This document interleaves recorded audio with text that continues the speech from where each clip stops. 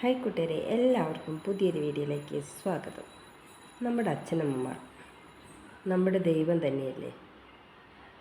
നമ്മുടെ അച്ഛനമ്മമാർ ജീവിച്ചിരിക്കുന്ന കാലം അതാണ് നമ്മളുടെ മഹാഭാഗ്യമായിട്ടുള്ള കാലം.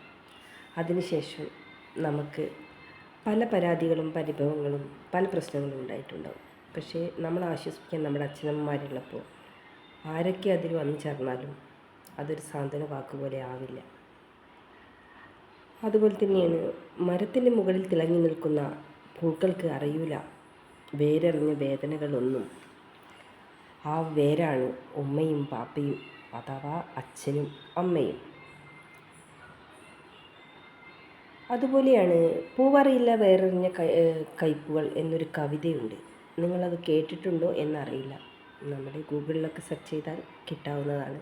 പക്ഷെ അതൊരുപാട് നമ്മളെ വേദനിപ്പിക്കുന്ന ഒരു കവിതയാണ്. നമ്മുടെ അച്ഛനും അമ്മയും ജീവിച്ചിരിക്കുന്നത്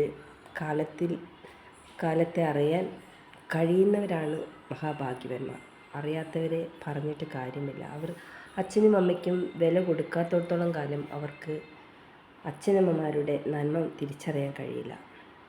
ഇപ്പോഴത്തെ കാലഘട്ടത്തിൽ ഒരുപാട് അച്ഛനമ്മമാരെ അനാഥാലയത്തിൽ കൊണ്ടുവിടുന്ന ഒരു പ്രവണതയാണ് കണ്ടുവരുന്നത്. പക്ഷേ കണ്ടപ്പോൾ ഞാനും പല സ്ഥലങ്ങളിൽ കണ്ടിട്ടുണ്ട്. ആതുരസേവനത്തിന് പോകുമ്പോഴൊക്കെ ഈ അനാഥാലയത്തിൽ അച്ഛനമ്മമാരെ ഉപേക്ഷിക്കുന്നതും എല്ലാം.